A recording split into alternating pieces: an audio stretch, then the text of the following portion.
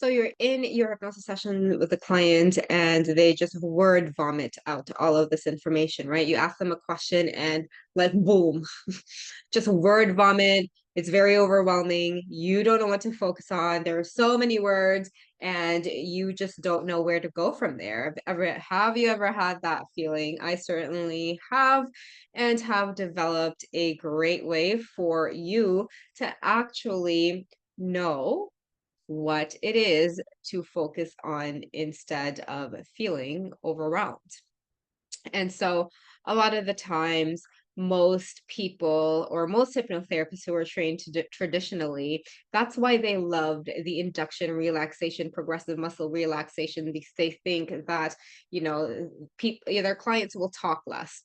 But if you're actually going through the investigation phase, even though your client can be progressively relaxed for 45 minutes, that doesn't automatically mean that they're going to talk less, or it doesn't mean that the information that they actually will give you after that 45-minute progressive relaxation is going to be useful information, because the skill in investigating a client's problem as to what the root is, it is a skill in and of itself. But at the same time, how you get better at that is learning how to ask questions, right? And so inside the neurosync hypnotic questioning trainings, the focus is not just on asking questions, because that's the only thing we actually do inside our sessions. It is also knowing what type of question to ask to ensure that a client gives you juicy information. And this has a lot to do with knowing what to focus on. So when you hear all of this word vomit from your client, right? It is really setting up that filtration system of knowing what information is conscious versus what is unconscious.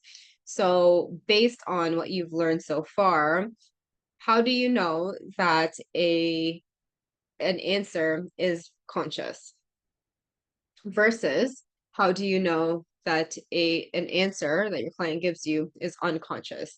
What are the different variables, right? Knowing what those are in your sessions is going to be extremely helpful.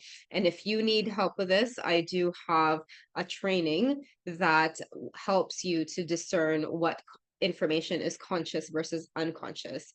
So make sure you comment unconscious communication below to get that training, because this is really what's going to help you with a word vomit. And so once you know what that is, once you know what information is conscious versus unconscious, then all you're doing is focusing your client's attention on the unconscious information. The type of questions you will then ask are questions about the unconscious information that your client gives you. It can really be just as simple as that, because when you actually do that, the word vomit goes away. The conscious conclusions and everything goes away because you are asking a client about unconscious information. It's just like having a client explain to you the process of how they drive their car. That is something that is habitual, and we know how to drive a car, right? It's hard to explain what our body is doing as we're driving. We have just built out that instinct to learn how to drive. And so when you know what information is conscious and unconscious, and you're asking your clients about unconscious information, you're asking them questions about that, that will slow them down immediately. That'll slow them down immediately, because now they are trying to explain consciously what is unconscious. And that's the point, right? That is the point of the session.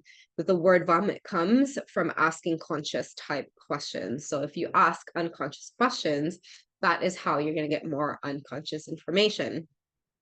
And so the more, the more we delay learning the skill about asking questions, the more frustrated we become, because the more incompetent we feel when we are inside our sessions and not knowing exactly what to ask, what to say, what to focus on. Meanwhile, what we really just need to do is put the effort in and invest in the skill of asking unconscious questions, because it's not just learning how to ask questions. I'm sure you've had a PDF file of all the questions, but not all of those questions are you going to give you unconscious information, because it is highly context related.